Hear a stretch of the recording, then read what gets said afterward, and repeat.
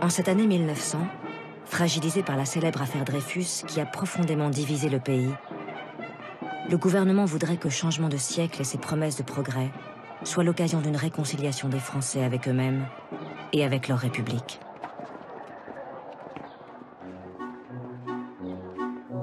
Et quel plus beau symbole d'unité et de rassemblement qu'une grande fête, insolente et somptueuse, pour célébrer l'entrée dans ce nouveau siècle que l'on numérote pour la première fois.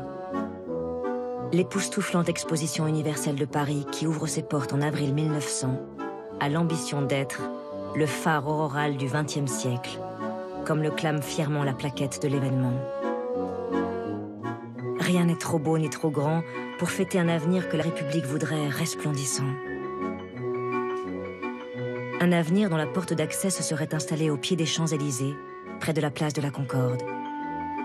Une porte monumentale de 45 mètres de haut, surmontée d'une statue de Parisienne qui ouvre ses bras à l'univers tout entier.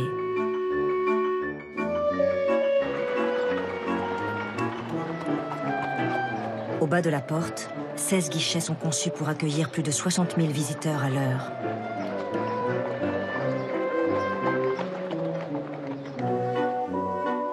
Une fois franchi la porte, le visiteur découvre un espace de plus d'une centaine d'hectares qui court de la place de la Concorde à l'esplanade des Invalides et du Trocadéro au Champ de Mars, ainsi que le long des berges de la Seine. Paris a vu plus grand et plus beau que lors de toutes les expositions universelles précédentes, et notamment celles de Chicago et de Bruxelles, qu'il s'agit de surpasser. Le succès populaire est au rendez-vous. Des dizaines de millions de visiteurs vont se presser pour découvrir l'exposition. Un journaliste s'exclame dans un grand quotidien. Dans toutes les gares, c'est l'affolement. Chaque train dégorge sur les quais des flots de visiteurs. Les uns déversent des échantillons de nos 86 départements. Les autres amènent de plus loin les accents les plus bizarres et les accoutrements les plus inattendus.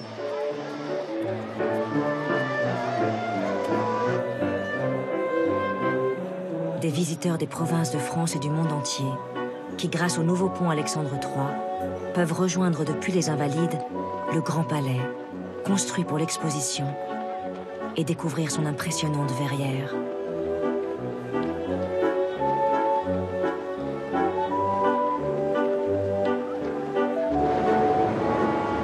Une promenade sur la Seine en direction du Trocadéro permet de longer la rive gauche du fleuve rebaptisée la rue des Nations, où l'on découvre les étonnants pavillons éphémères des pays invités à Paris.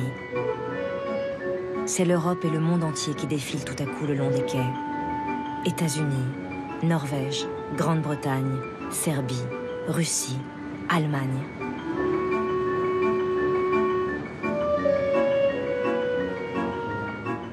Parvenus sur l'esplanade de l'ancien Trocadéro, on déambule dans les pavillons exotiques des colonies françaises d'Algérie et de Tunisie.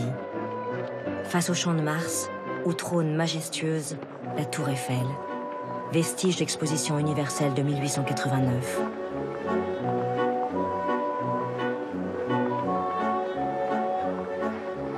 La grande innovation de l'exposition, c'est la rue de l'Avenir. Un trottoir roulant mécanique de 3 km, perché à 7 mètres au-dessus du sol, qui permet de rejoindre les différents espaces de l'exposition à 8 km à l'heure.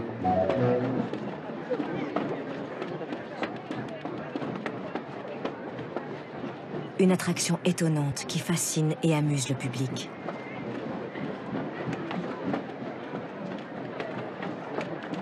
Parmi les milliers de stands de l'exposition, ce sont ceux des pionniers du cinéma qui ont le plus de succès. Et notamment le stand du Phono Cinéma Théâtre, où l'on peut venir voir et entendre les vedettes du théâtre et du music-hall, filmées et enregistrées pour la première fois.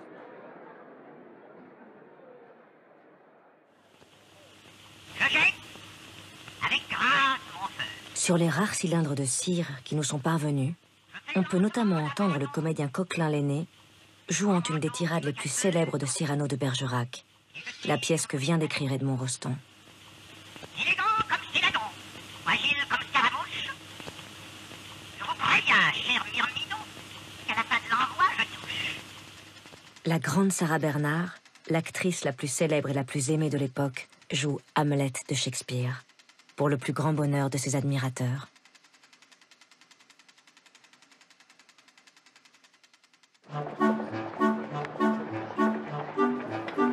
Dans les derniers jours de l'exposition, qui a duré plus de 6 mois, une pointe de nostalgie saisit les Parisiens, comme cet homme qui a voulu garder une trace écrite de ce qu'il a alors ressenti.